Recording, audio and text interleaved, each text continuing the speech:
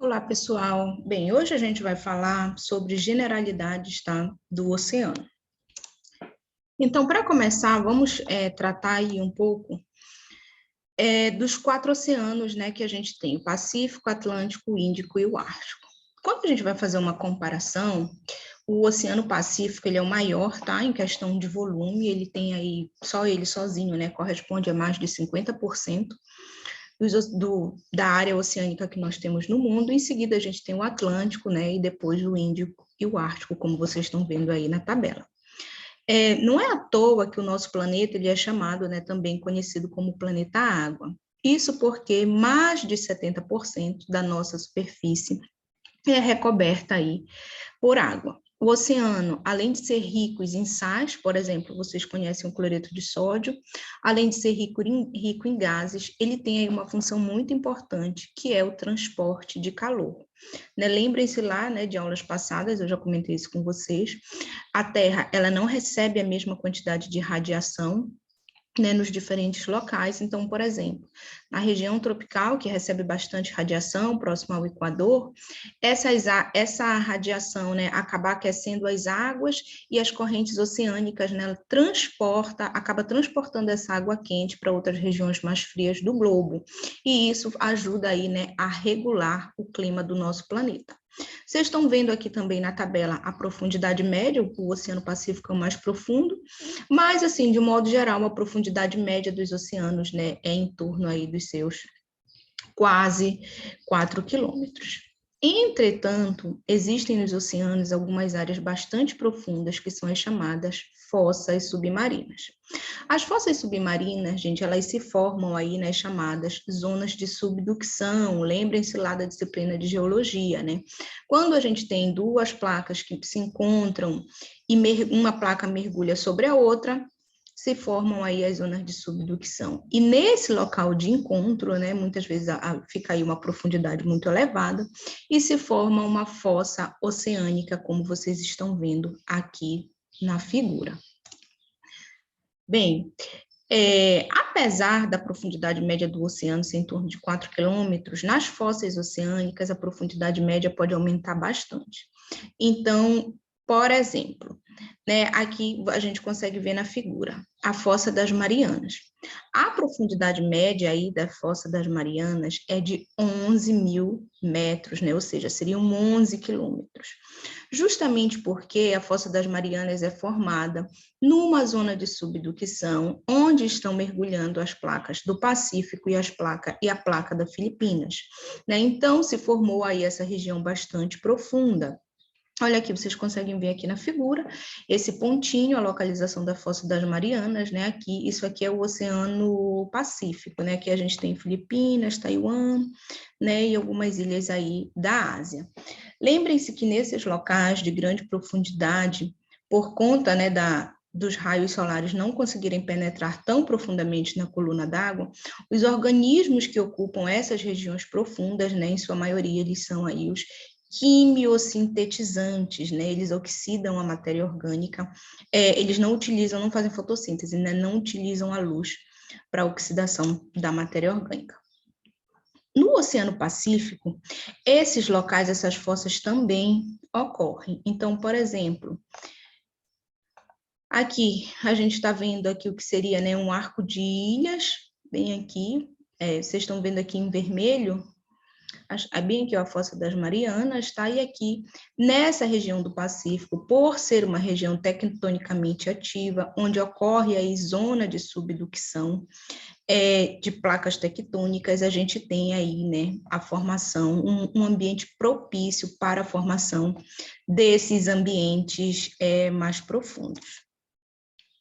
Aqui para vocês um exemplo de uma fossa no Oceano Atlântico, tá? Que seria a fossa de Porto Rico, que é formada pelo mergulho da placa norte-americana e a placa caribenha. Então, isso aqui seria, imaginem que aqui para cima a gente tem mais ou menos o Golfo do México, né? E aqui para baixo a gente tem os países da América Central, né, e América do Sul. A fossa de Porto Rico, ela tem aí aproximadamente uns 9 mil metros, tá, de profundidade. Provavelmente é o local mais profundo do Oceano Atlântico. Essa figura mostra para vocês aí, tá? Diferentes fossas que ocorrem nos oceanos, né? Essas aqui não são todas, existem outras fossas, tá? Que não estão marcadas aqui nessa figura. Bem, como que o fundo dos oceanos ele é compartimentalizado? Então, quando a gente olha essa figura, a gente consegue ver aqui, né, diferentes ambientes nos oceanos. E a gente vai ver aí alguns desses ambientes. Olhando aqui a figura, a gente já consegue identificar, né? Então, aqui esverdeado a gente tem o continente, e aí, nessa parte mais azulada, a gente tem o que seria o oceano, formado aqui, por exemplo, pela plataforma continental, elevação ou sopé continental, talude, né, e outros subambientes. Vamos começar falando da plataforma continental. Então, a plataforma ela é essa zona extensa, né, uma zona constantemente submersa, né, ou seja, ela está sempre embaixo d'água, que apresenta uma declividade suave, ou seja, não é uma região muito íngreme, né, e ela está ali, né, por exemplo, quando se a gente for para a praia e ficar de frente para o mar, né, quando acaba a praia, começa a região da plataforma continental. Então, se vocês olharem aqui a figura, essa região aqui, que é bastante plana, ou quase 100% plana, corresponde à chamada plataforma continental. A plataforma continental do Oceano Atlântico, ela é uma plataforma, quando comparada com a do Oceano Pacífico, bem mais larga e caracterizada pelas chamadas margens passivas, né? Ou seja, não são margens tectonicamente ativas. Já quando a gente pensa na plataforma continental do Oceano Pacífico, aí a gente já tem essa característica, margens tectonicamente ativas, né, por conta aí da subducção de placas tectônicas. Aqui tem um desenho esquemático para vocês, né? Então, aqui a gente tem o que seria a plataforma continental, como eu falei para vocês, ela é sempre submersa, tá? Aqui, né, aqui seria o ambiente continental, plataforma, e para cá o oceano propriamente dito. Bem, essa figura, ela mostra a plataforma, vamos focar aqui, né, América do Sul. Então, a gente tem aqui, por exemplo, que seria bem aqui, região norte. A gente tem a maior extensão de plataforma, se a gente pensar no Brasil, a maior extensão da plataforma, ela ocorre, tá, aqui na região norte, que a nossa plataforma aí vai variar entre 80 e 320 quilômetros de extensão.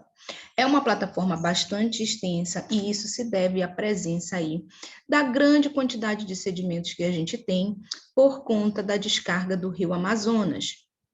Olhando já mais aqui para o Nordeste, por exemplo, a gente vê que tem uma plataforma estreita, a plataforma seria essa área marrom, tá? Então, a gente vê que a gente tem uma plataforma estreita e que volta a engordar um pouco aí, né, na direção sul e sudeste do Brasil, onde ela chega aí, alcança os seus 160 quilômetros, tá? Isso aqui seria um exemplo para vocês do Atlântico Sul. Agora, se a gente pensar aqui para cima, por exemplo, o Atlântico Norte, olha aqui, a gente tem em média, né, aqui uma plataforma com aproximadamente uns 200 quilômetros de extensão. Ainda que ela seja, né, mais extensa do que algumas regiões do Brasil, ela não é tão extensa quanto a que a gente tem aqui na região norte, por conta, tá, da descarga de sedimentos do Amazonas. Bem, aqui tem um exemplo para vocês da plataforma continental do Oceano Pacífico, tá? Então, seria desse ponto aqui, ó, da costa dos Estados Unidos. Como a gente pode ver aqui na figura, a plataforma do Oceano Pacífico, vocês estão vendo aqui, ó, a média aqui nessa região seria de 30 quilômetros. É uma plataforma bem mais estreita, né, justamente por conta aí de ter essas margens ativas, né, é uma região tectonicamente ativa, com zonas de subducção, onde as placas estão constantemente sendo destruídas, e isso, né, confere aí essa característica de ter uma plataforma continental bem mais estreita. Bem, essa questão, gente, de largura da plataforma continental, ela pode variar bastante ao longo do tempo geológico, porque a gente sabe que o nível do mar ele passa aí por processos, né, de aumento e descida, são os eventos de regressão e transgressão marinha. Então, à medida que o nível do mar aumenta ou que o nível do mar diminui, a extensão da plataforma continental, né, também pode aí aumentar ou diminuir. Essas informações que eu estou passando para vocês agora, né, dessas larguras, é o que a gente tem, tá, no momento atual aí, considerando, por exemplo, os últimos 6.000 anos, né, que a gente tem mais ou menos uma constância, né, no nível relativo do mar. Mas, por exemplo, existem momentos, né, um período, se a gente for pensar um período de regressão marinha, né, que é quando o nível do mar recua, a gente pode ter aí as plataformas continentais transformando-se em planícies costeiras, né, e isso aí geraria um prolongamento da drenagem continental. Então, a linha de costa, ela iria aí se pronunciar em direção, né, se prolongar em direção ao oceano. A linha de costa, gente, como a gente está falando de plataforma continental, né, que está ali próxima à zona costeira, é interessante a gente atentar que a linha de costa, né, hoje em dia a gente tem a linha de costa aí numa dada posição, mas ela foi aí ao longo, né, dos diferentes períodos geológicos, a linha de costa ela é constantemente deslocada, né, por eventos de construção e destruição dos ambientes costeiros, por conta da dinâmica marinha, das ondas, das marés, das correntes, ou seja, o oceano ele não é estático. E isso faz com que essa região, ali a região costeira, ela sofra constantes modificações, de acordo também com as modificações, né, que o oceano vai sofrendo. Bem, o oceano, gente, inclusive a plataforma continental apresenta aí uma grande quantidade de relevos, né? Não é o oceano, não pensem no oceano como um ambiente retilíneo ou como um ambiente sem feições de relevo, né? Como se fosse tudo uma única região. O oceano, a plataforma continental, região oceânica, apresenta as chamadas deformações crustais, apresenta processos de vulcanismo e processos de tectonismo. Então, por exemplo, vamos olhar aqui. Se a gente olhar aqui essa porção aqui, que seria a porção leste da América do Sul, a gente tem aqui, né, um recorte dessa plataforma continental, aqui nessa figura embaixo, e a gente consegue ver aí muitas deformações, né, na plataforma continental. Aqui onde vocês estão vendo essa linha branca aqui, seria uma fossa, tá? Uma fossa oceânica. Mas a gente consegue ver aí deformações, né, no que seria a plataforma continental, os chamados relevos irregulares. A mesma coisa acontece aqui, ó, por exemplo, em diferentes pontos do globo, né? Vamos pensar aqui. Aqui costa dos Estados Unidos, então a gente está vendo aí esse prolongamento, a plataforma continental, né? E esse prolongamento aí, né, na plataforma, na desembocadura do rio Hudson. Mesma coisa que a gente consegue ver na figura, que seria no outro lado da costa americana, costa leste, também aí alguns relevos irregulares, tá, da plataforma continental. Aqui, na verdade, são canyons, né, e eles podem chegar até 3 quilômetros, tá, de profundidade. Então, tenham em mente que a plataforma, o oceano, não é um ambiente retilíneo, mas tem as suas irregularidades. Terminando a plataforma continental, a gente tem a chamada quebra da plataforma continental, que marca o início do talude. Então, a plataforma é essa região, como eu falei para vocês, com pouca inclinação. Já o talude, ele é caracterizado por uma inclinação bastante acentuada, como vocês podem ver, por exemplo, aqui nessa figura embaixo. Essa verticalidade aqui é o chamado talude continental, que vem após a plataforma. Então, o talude ele já é uma região mais profunda e também marcado pela presença de cânions e vales submersos, né? Ou seja, também tem as suas irregularidades, tá? De relevo. Aqui também um exemplo onde vocês podem ver, né? Esse ambiente aqui.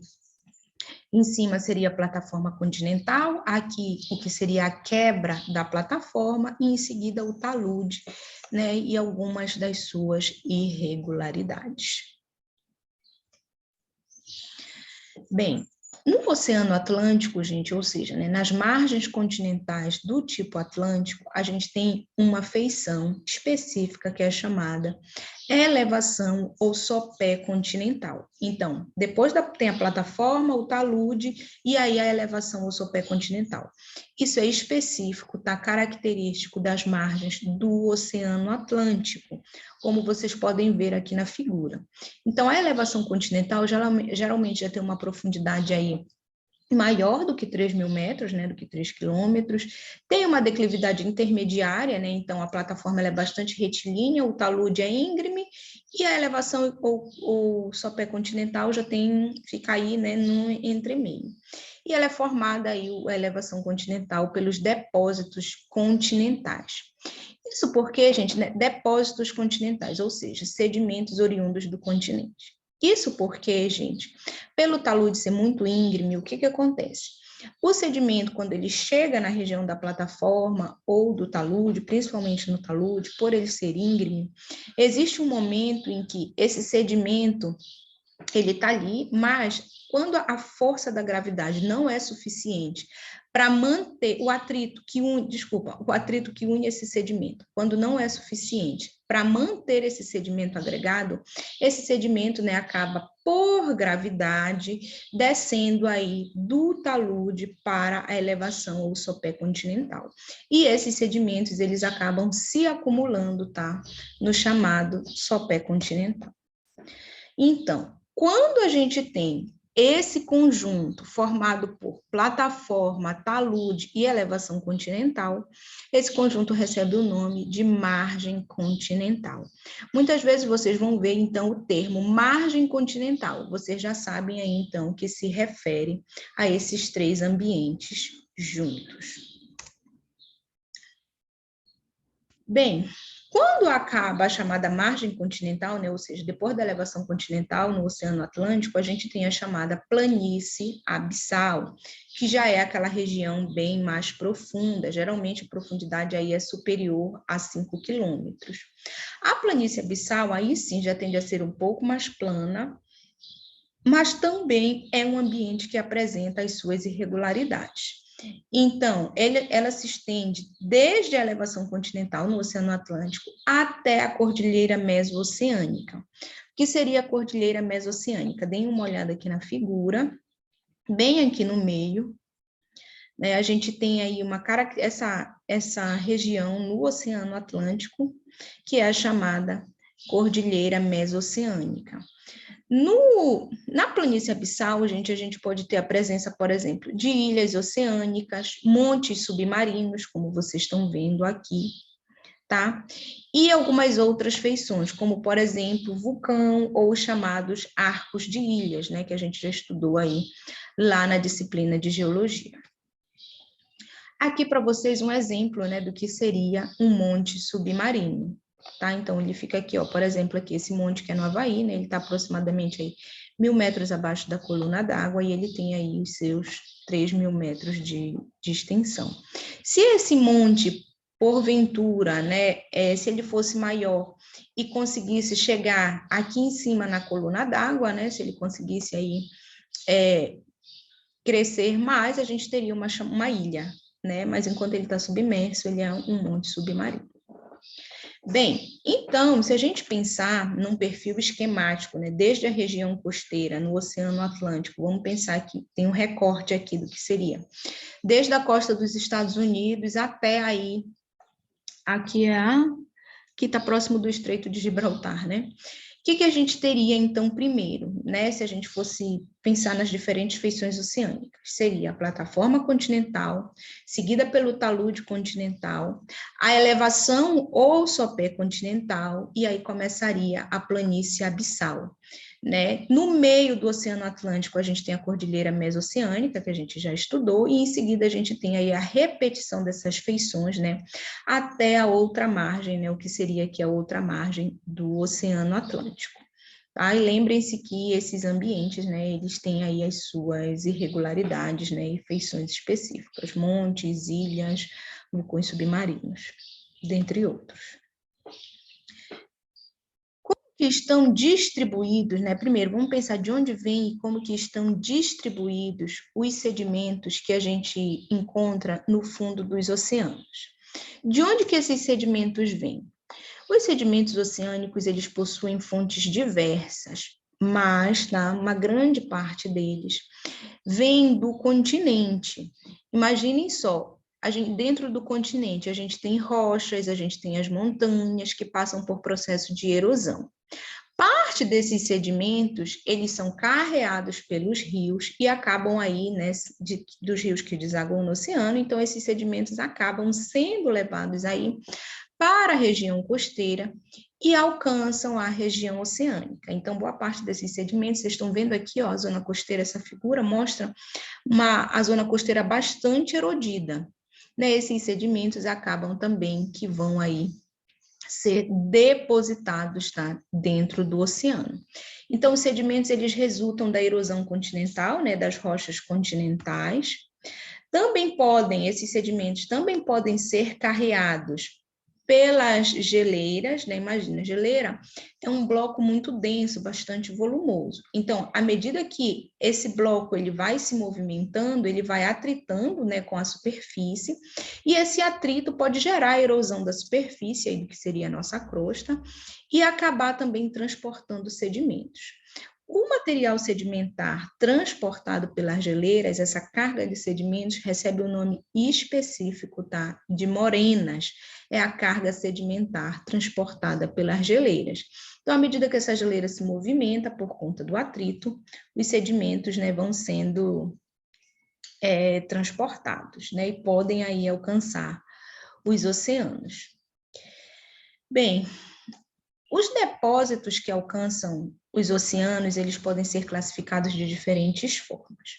Então, a gente tem os chamados depósitos terrígenos, que constituem partículas orgânicas e inorgânicas provenientes do continente. Tá? Então, toda vez que vem do continente, recebe esse nome de depósito terrígeno.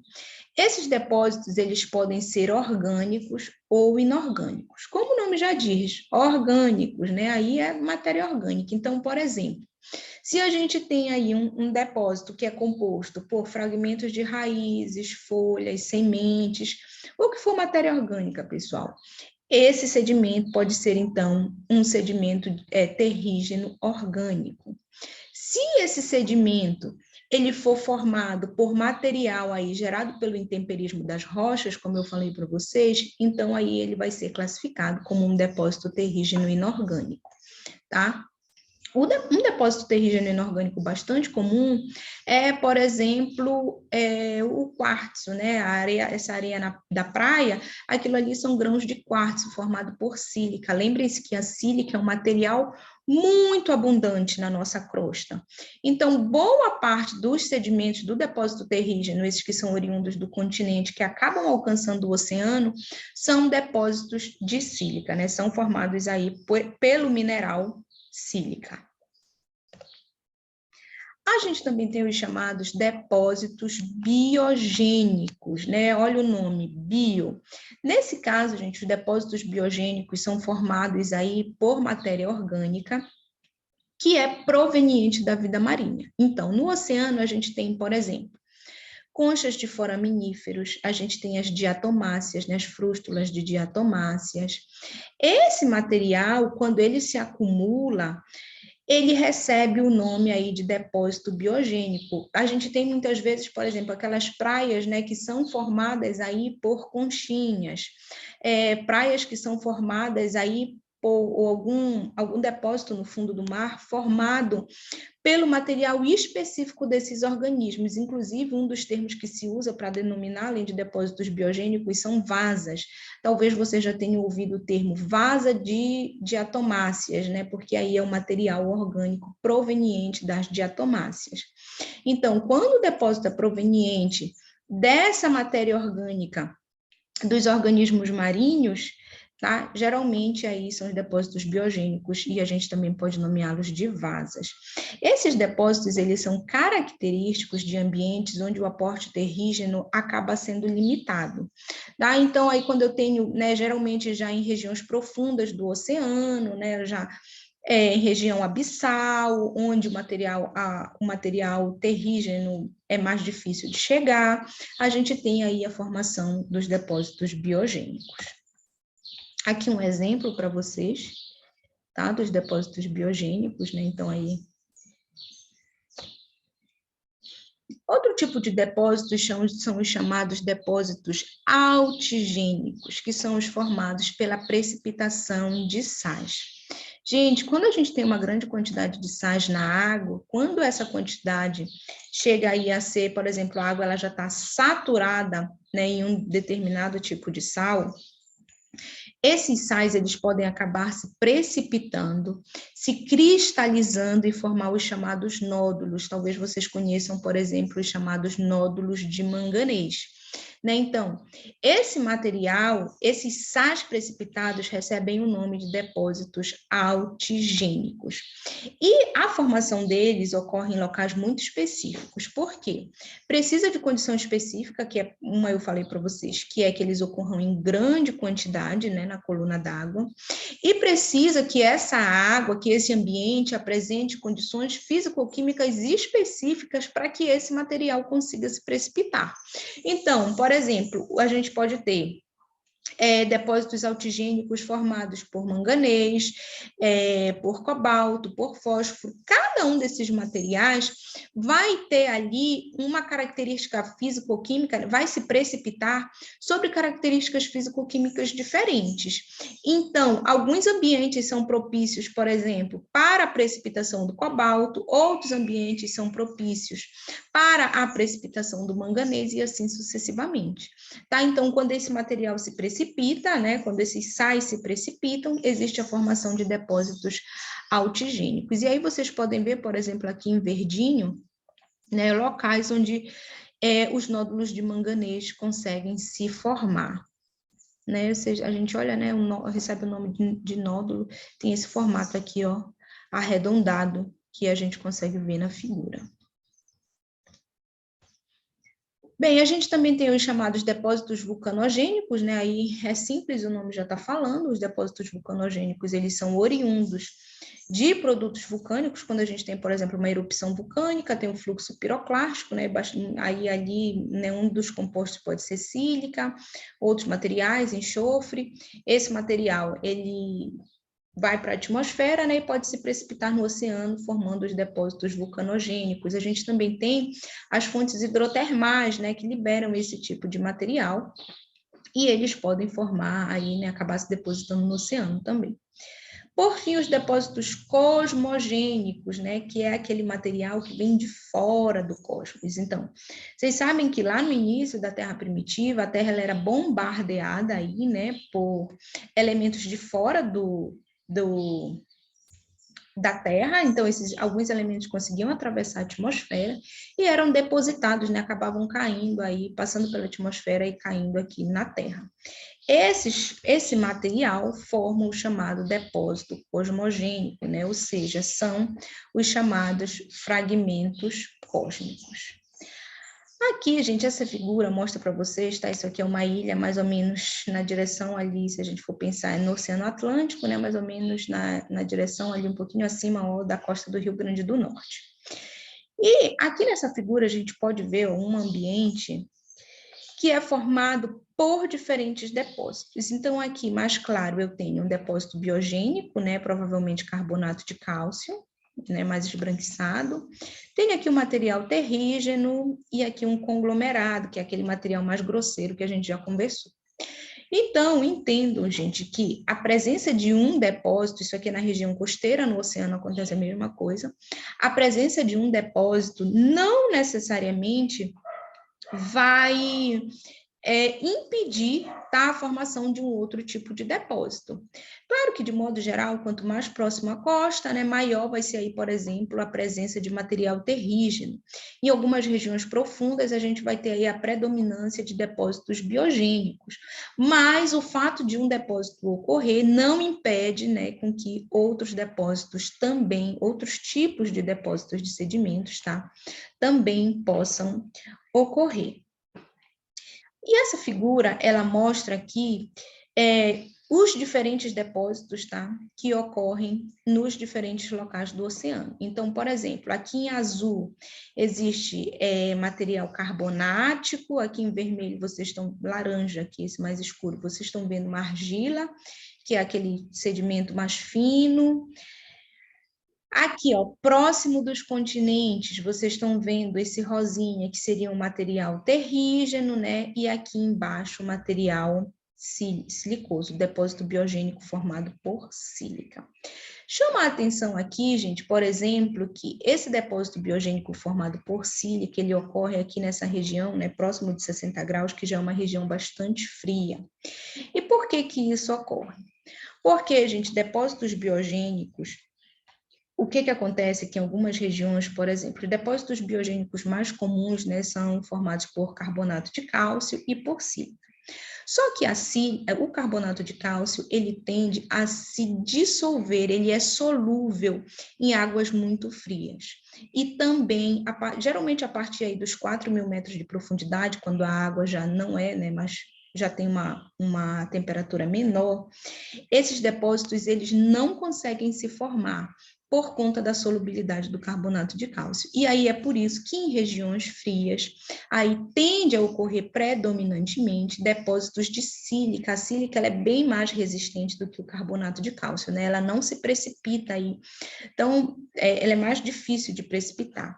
Então, regiões frias, aqui a gente tem aí, tá, a predominância de depósitos silicosos.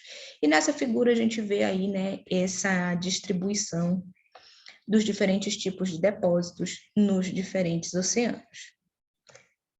Bem, gente, eu espero que vocês tenham entendido. Vou terminar por aqui. Qualquer dúvida, só me contactar.